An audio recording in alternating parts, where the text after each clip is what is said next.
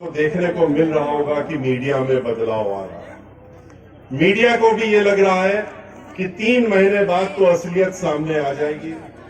Bahujan Samaj party की पूर्ण बहुमत की सरकार बन चुकी होगी। बहन मायावती जी उत्तर प्रदेश की 5वीं बार मुख्यमंत्री बन चुकी होंगी। तो तब हम लोग क्या करेंगे? हम लोग क्या फिर 2007 की तरह बैठ करके कहेंगे कि नहीं, हम लोगों से गलती हो गई, हम लोग आंकड़े नहीं लगा पाए, हम लोग सही नहीं समझ पाए, हम लोग तो 30-40 का आंकड़ा देते थे 2007 में, और 2007 में पूर्ण बहुमत की सरकार बनी थी। अब की बात फिर से पूर्ण बहुमत की सरकार बन गई, हमसे कुछ गलतियां हो गई। मैं आपको बताना चाहता हूं कि मीडिया की भी मजबूरियां हैं। मीडिया जो है वो किसके माध्यम से चलती है? मीडिया में आजकल जो बड़े बड़े उद्योगपति हैं, जो बड़े बड़े धन्ना सेठ हैं, उन्हीं के हाथों में मीडिया जा चुका है। और हमारे जो मीडिया कर्मी जो श्री धर्मपाल सिंह जी के साथ में बैठते हैं, जैसा कि वो कह रहे हैं, ग्रीन रूम में कहते हैं कि आपकी सरकार बन रही है, ये वो लोग हैं जो कि फील्ड में रहते हैं, जो जगह जगह पर जाते हैं, उनको असली नब्ज मालूम है। वो देख रहे हैं कि क्या उत्तर प्रदेश में हो रहा है, किधर जनता जा रही है, किसको याद कर रही है, किसके शासन को याद कर रही है, किसके कुशासन को देख रही है जिसको हटाने के लिए उसने जिद थाम ली है। वो किस समाजवादी पार्टी की सरकार का भी उसने माहौल देखा और अब भारतीय जनता पार्टी का भी देखा, तब उसको याद आता है कि किस तरीके से सुशासन चलता था बहन मायावती जी की सरकार में, कैसे विकास हो रहा था, कैसे हर तरफ कानून द्वारा कानून का राज चल रहा था। तो ये वो लोग हैं, मीडिया के लोग, जो कि बैठ करके अलग बात करते हैं, लेकिन जब वो मीडिया में जाकर के बात रखने की बात करते हैं तो ऊपर से जो निर्देश होते हैं, जहां पर पूंजीपति जिनके की मीडिया के ये ज्यादातर जो मीडिया के आप चैनल्स देखते हैं वो हैं, वो उनको जो निर्देश देते हैं उनको करना पड़ता है, और उनकी भी मजबूरी होती है। वो अगर ऐसा नहीं करेंगे तो उनके ऊपर जो भारतीय जनता पार्टी या जो सरकार में लोग बैठे हैं उनका दबाव आ जाता है, तो इसलिए उनकी भी मजबूरी हो जाती है। इसलिए आपको इन चीजों को नजरअंदाज करना पड़ेगा। और आज मैं ये कह सकता हूं दावे के साथ में, सोशल मीडिया आप देख रहे हैं, हम लोग भी सोशल मीडिया देखते हैं। सोशल मीडिया जो ये एक अलग मीडिया हो गया, ये जो मुख्य चैनल देखने को मिलते हैं ये पिछड़ गए हैं, ये 5 और 10% पे रह गए हैं। 80-90% तो आपके जो मोबाइल में सोशल मीडिया चलता है वो चीजें दिखाने का काम करता है। और खुशी की बात है कि आज सोशल मीडिया पूरी तरीके से असलियत दिखाने का काम करने पे उतारू हो गया है, और बहुजन मीडिया जो उसमें खास तौर से है, उन्होंने तो पूरी छापेमारी कर दी है और दिखाने का काम कर दिया है कि कैसे बहुजन समाज पार्टी उत्तर प्रदेश में नंबर 1 पे चल रही है और अपनी पार्टी की सरकार बनाने का। मैं उनका धन्यवाद देता हूं कि वो अपने आप, न उनको कोई पीछे से पैसा दे रहा है, न उनको कोई उद्योगपति उनके साथ में लगा है, लेकिन वो दिन रात मेहनत करके और इस प्रदेश की असलियत दिखाने का काम कर रहे हैं, और इसलिए वो बधाई के पात्र हैं। बधाई के पात्र वो भी हैं जिन्होंने आज यहाँ पर बहुत बड़ी संख्या में, बहुत बड़ी लंबी लिस्ट थी। श्री नकुल दुबे जी ने कुछ मुख्य नाम पढ़ दिए थे ऊपर के, बाकी लिस्ट नहीं पड़ी थी। आपने देखा कि काफी बड़ी संख्या में लोग तो मंच पर भी आए, हमारी छोटी बहनें भी आई, महिलाएं भी आई, पुरुष भी आए, जो इधर उधर कहीं चले गए थे, भटक गए थे, बहक गए थे, वो सब आज वापस आकर के उन्होंने, चाहे वो भीम आर्मी पार्टी हो, चाहे कहीं पर भी हो, उसको छोड़ करके किनारा करके, और उन्होंने आज बहुजन समाज पार्टी का दामन थामने का काम किया है, और ये प्रण लिया है कि अब की बार 5वीं बार बहन मायावती जी को उत्तर प्रदेश का मुख्यमंत्री बना करके ही दम लेने का काम करेंगे। और इसके पीछे कारण भी है। अभी आखिरी में हमसे एक नौजवान साथी था, वो मिला आकर के उसने बताया, हमको फूल देने के बाद बताया कि हम शब्बीरपुर गांव से हैं। शब्बीरपुर गांव का नाम सुनते ही हमको वो मंजर याद आ गया। शब्बीरपुर गांव आपके जिले का, किस तरीके से वहां पर उत्पात मचाने का काम सहारनपुर में भारतीय जनता पार्टी की सरकार बनी थी और इन्होंने अपना असली रूप चेहरा दिखाने का काम शब्बीरपुर से किया था। और वहां पर कैसे प्रायोजित ढंग से इन्होंने दंगा फैलाने के लिए और किस तरीके से आपस में लड़ाने के लिए और आपस में जाति धर्म में बढ़ाने के लिए इन्होंने एक षड्यंत्र रचा था, वो भी आपने देखा था। और हम लोग तो खुद, हमें तो याद है, हम लोग तो संसद में थे, उस समय संसद चल रहा था। बहन मायावती जी राज्यसभा की सांसद थी, हम लोगों के साथ में थी। उन्होंने शब्बीरपुर गांव सहारनपुर में जब उसका नाम देखा तो सहारनपुर तो उनके दिल से लगा हुआ है। यहां पर उन्होंने गांव गांव पे जाकर के काम किया है। यहाँ का कोई ऐसा क्षेत्र नहीं है, मंडल में 16 तो सीटें हैं, पर कितने भी गांव होंगे, हर गांव का नाम हमारी नेता बहन मायावती जी को मालूम है। शायद हम में से किसी को नहीं मालूम होगा, लेकिन उनको मालूम। और उन्होंने जब ये देखा तो उन्होंने तुरंत निर्णय लिया कि हम शब्बीरपुर जाएंगे। उन्होंने जो सरकार में बैठे हैं लोग, उनको सूचना दी, क्योंकि उनकी सिक्योरिटी, उनकी आने के बाद यहाँ पर जिस तरह से माहौल था, तो वो देखते हुए सूचना दी गई कि यहाँ पर उचित सिक्योरिटी का काम किया जाए और हेलीकॉप्टर से आने की परमिशन मांगी गई। लेकिन आप लोगों को शायद नहीं मालूम होगा, या मालूम भी है, क्योंकि बहुत ज्यादा समय नहीं हुआ है उस चीज को गुजरे हुए। उनको सिक्योरिटी के कारण होने के बाद भी हेलीकॉप्टर तो हम लोग अपना खुद लेकर के इंतजाम करके ला रहे थे, लेकिन सरकार ने परमिशन नहीं दी थी। और क्यों नहीं दी थी? उन्होंने सोचा था शायद बहन मायावती जी अगर परमिशन नहीं देंगे तो वो रुक जाएंगी और दिल्ली से यहाँ पर सहारनपुर नहीं आएंगे। उन्होंने तुरंत निर्णय लिया, अपने सिक्योरिटी वालों को बुलाया और उन्होंने कहा कि हमारी गाड़ियां तैयार करो और हम अपनी गाड़ी से सहारनपुर जाएंगे, शब्बीरपुर जाने का काम। और वो शब्बीरपुर आई, हम भी उनके साथ में थे। और चूंकि हम उनके साथ चल करके आए थे, हमने देखा किस तरह का माहौल था। जैसे ही सूचना मिली लोगों को कि बहन मायावती जी शब्बीरपुर आ रही है और उनको परमिशन नहीं मिली, वो कार से आ रही है, तो हमने तो वो मंजर देखा है कि दिल्ली से लेके सहारनपुर तक हम लोगों को 8 घंटे लगे थे आने पर। क्यों लगे थे? क्योंकि पूरे रास्ते में दोनों तरफ बहन मायावती जी के लिए लोग खड़े हुए थे और उनके स्वागत के लिए, उनकी सुरक्षा के इंतजाम के लिए यहाँ के लोग इकट्ठा हो गए थे, दिल्ली से लेके सहारनपुर तक। और उसके बाद वो शब्बीरपुर गई थी। उन्होंने शब्बीरपुर में जाकर के सिक्योरिटी की, वहां कोई इंतजाम नहीं था, लेकिन मैं बधाई देता हूं यहाँ के लोगों को कि लोगों ने कवच बनाया था। यहाँ के लोगों ने अपना खुद का कवच बना करके, और बहन मायावती जी के चारों तरफ वो जब घर में गई देखने, जहां आग लगाई गई थी, जहां पर जिस तरह से जहां पर ये हुआ था किस्सा, वो सब देखने गई, हम भी साथ में थे। लेकिन लोगों ने कहा कि ठीक है, सरकार सुरक्षा नहीं दे रही है, सरकार इंतजाम नहीं कर रही है, तो हम लोग यहाँ खड़े हैं आपके साथ में, और लोग खड़े हैं। उसके बाद आपने देखा कि लौट करके जब यहां से हम लोग वापस गए तो लौटते समय हादसा हुआ। षड्यंत्र रचा गया था, तैयारियां थी, कुछ षड्यंत्र के तहत में कुछ गलत इरादे थे लोगों के, लेकिन उनको नहीं मालूम था कि तब तक हम लोगों ने बात की थी, और बात करने के बाद यहां से परमिशन लेकर के लौटने का काम हेलीकॉप्टर से गए थे। लेकिन जो लोग लौट रहे थे, वो भी लोगों को याद होगा कि उस समय हादसा हुआ था और कुछ लोग मार दिए गए थे। बहन मायावती जी ने जब लौटी वहां पर राज्यसभा में, वो राज्यसभा का आप लोगों ने स्पीच देखा होगा, यूट्यूब में है, हर जगह है। सहारनपुर के लोगों को तो वो तो रोज देखना चाहिए, क्योंकि आपके लिए उन्होंने इतनी बड़ी कुर्बानी दी थी। उन्होंने यहाँ पर आने का जो काम किया वो तो अलग था, ये आपका हौसला बढ़ाने का काम किया वो तो अलग था।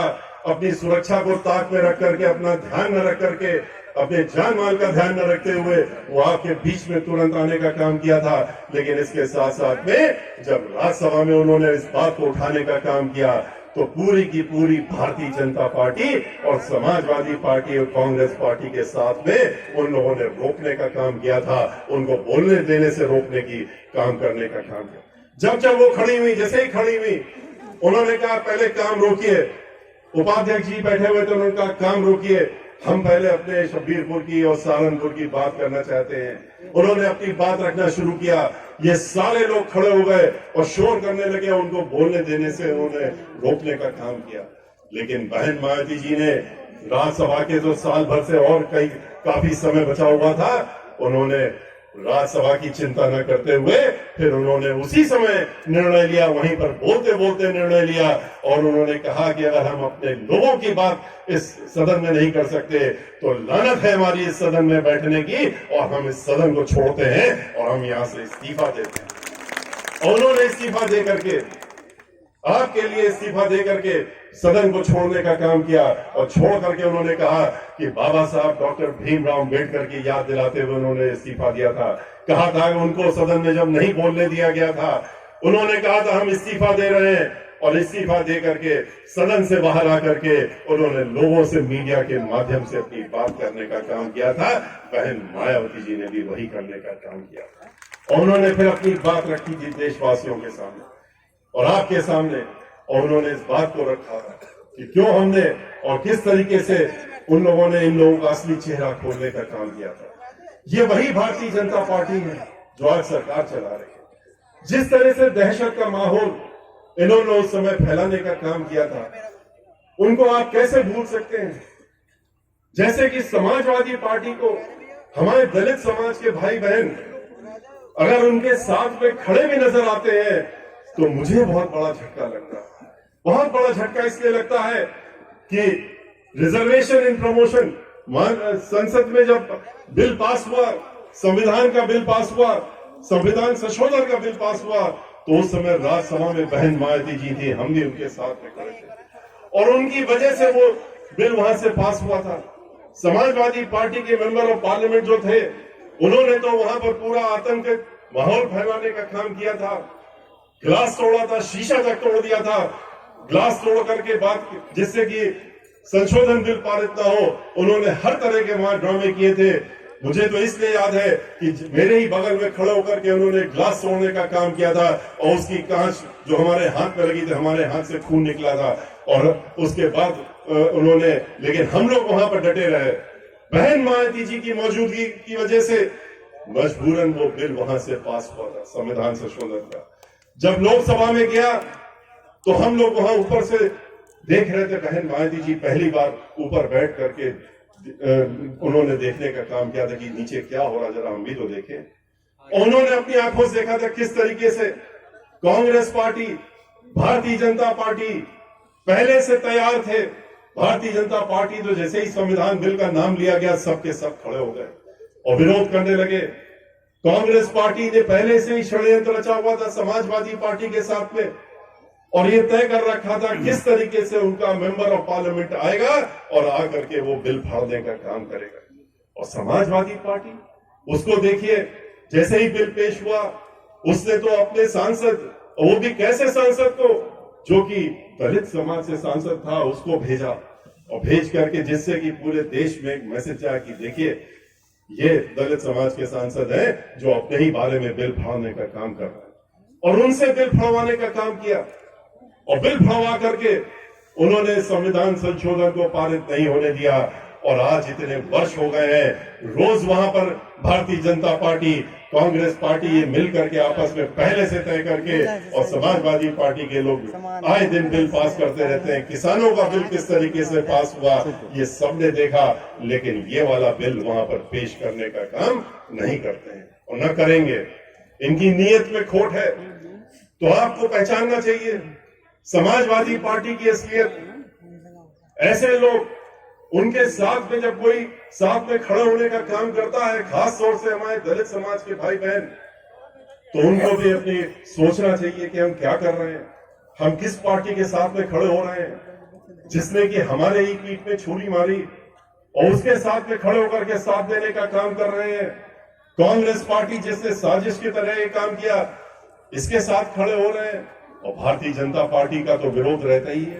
भारतीय जनता पार्टी, आपने देखा किस तरह से अल्पसंख्यक समाज को आतंकित करने के लिए तरह तरह के कानून बना करके, उनके ऊपर दहशत फैलाने के लिए तरह तरह के अल्फाज इस्तेमाल करके, उनके नेता आए दिन आकर के कभी एक भाषण देंगे, कभी दूसरा देंगे, और समाजवादी पार्टी के साथ में मिल करके ये तय करते हैं कि हम क्या बोलेंगे, तुम क्या बोलना।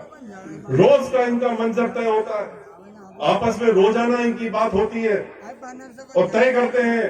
भारतीय जनता पार्टी के मुख्यमंत्री जो हैं, वो उनके अन्य नेता, उप मुख्यमंत्री और बाकी लोग इनके पास पहुंच जाता है कि आज समाजवादी पार्टी की तरफ से ये कहा जाएगा, तो वो कहते हैं कि हम ये कहेंगे।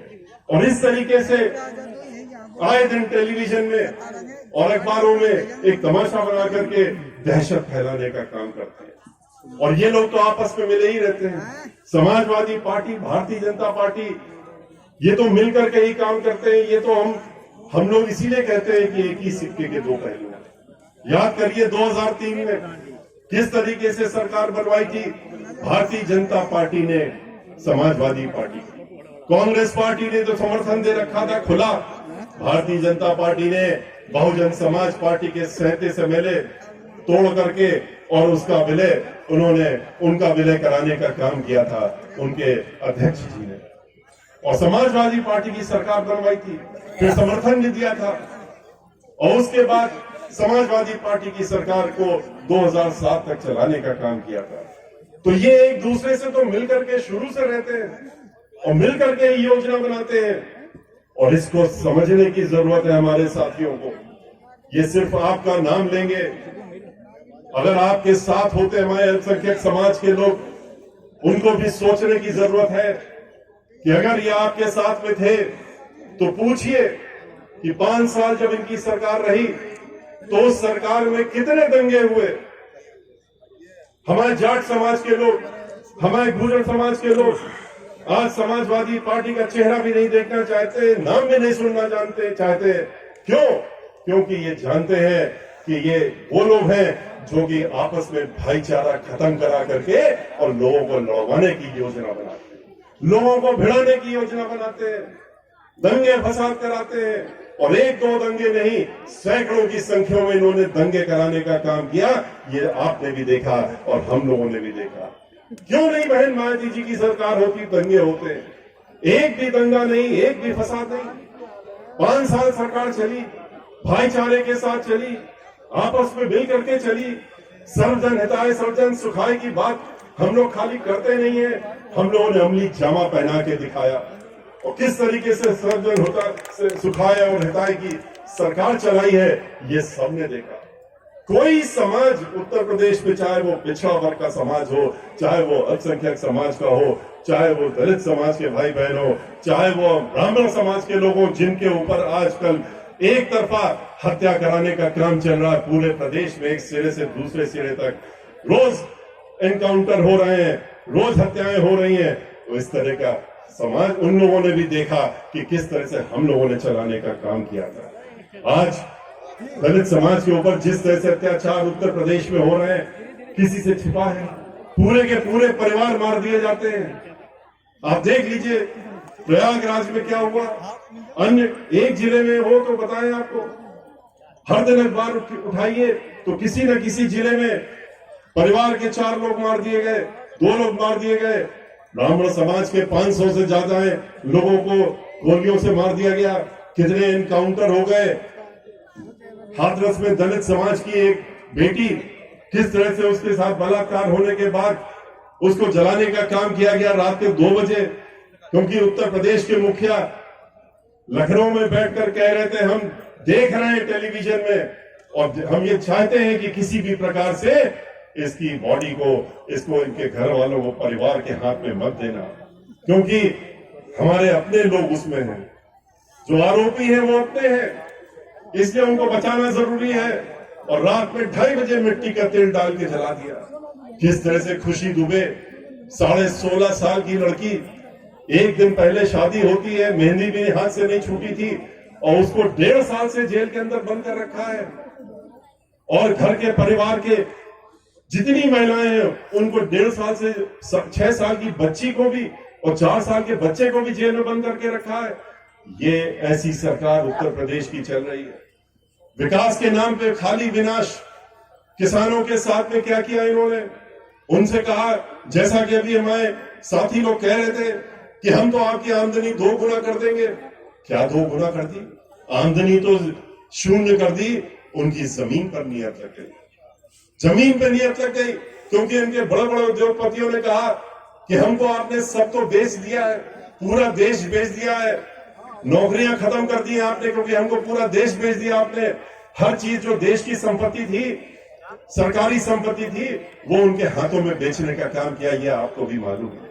चाहे रेलवे हो, चाहे तेल हो, चाहे हवाई जहाज हो, चाहे हवाई जहाज बनाने वाली कंपनियां हो जो युद्ध के हवाई जहाज बनाती हैं, वो हो, बैंक हो, बिजली घर हो, हर चीज को बेचने का काम कर दिया, हर जगह प्राइवेटाइजेशन कर दिया।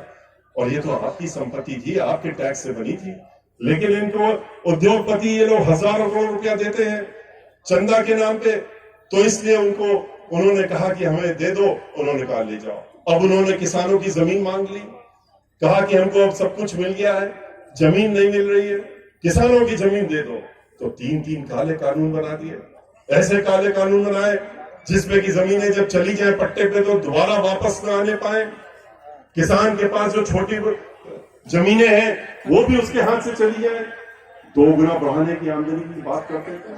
बहन मायावती जी ने तो वोट जब मांगा था 2007 में, ये नहीं कहा था कि हम 2 गुना कर देंगे, लेकिन हमारे किसान भाइयों को मालूम था कि वो कुछ भी न कहें, तब भी किसानों की देखभाल तो करने का काम बहन मायावती जी करें। और उन्होंने इसीलिए जब उनकी सरकार बनी तो 2 गुना गन्ने के दाम बढ़ाने के काम किए, 5-5 रुपए हर साल नहीं, जैसा कि अब बढ़ाए गए